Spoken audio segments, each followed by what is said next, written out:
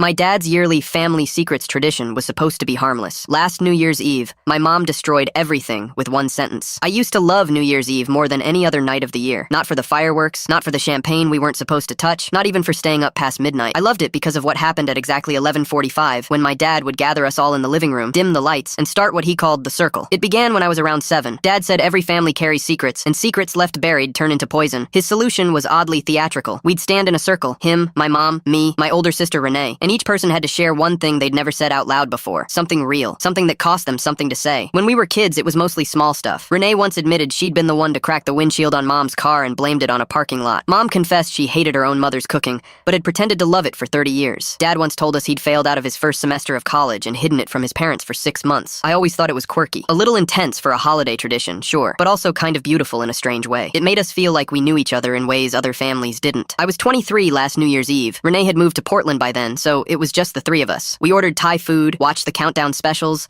and when 11:45 rolled around, Dad stood up from the couch like clockwork. "Circle time," he said, smiling. We stood in the living room the way we always had. Dad went first, something about a job offer he'd turned down 15 years ago and never told anyone about. Renee sent a voice memo since she couldn't be there. I went next. I talked about a friendship I'd let die in college out of jealousy and always regretted. Then it was Mom's turn. She was quiet for a long moment, long enough that I noticed, long enough that Dad tilted his head slightly and said, "Diane?" She wasn't looking at him. She was looking at me. Her eyes were steady in a way that felt rehearsed, like she'd been holding this at the back of her throat for years and had finally decided tonight was the night she'd let it out. "You're not your father's son," she said. I didn't understand her at first. I think my brain genuinely refused to process it. I remember the hum of the TV in the background. I remember the faint smell of lemongrass from the takeout containers still on the coffee table. And then I looked at my dad. He had gone completely still. Not shocked. Still. Like a man absorbing a blow he'd spent years half expecting. "You knew?" I heard myself ask him. He sat down slowly on the arm of the couch. He pressed his hands together and stared at the floor. "I suspected," he said quietly. For a long time. That word wrecked me. Suspected. He had raised me with that word living somewhere in the back of his mind, and he had never once made me feel it. Not once. Not in 23 years. My mom started crying. She tried to explain. Someone from before they were married. A brief thing. She'd always told herself it wasn't possible, and then she said she was sorry, over and over, until the word stopped sounding like anything. I left before midnight. I drove around for almost 2 hours. I didn't know where to go, so I just drove. My parents are separated now. The man I've called my father my entire life still calls me every Sunday. He called me last week and we talked for 40 minutes about nothing important. Football, the weather, a book he was reading. He never brings it up. That's the part that breaks me completely, every single time. He didn't stop being my dad. Even after everything, he just didn't stop.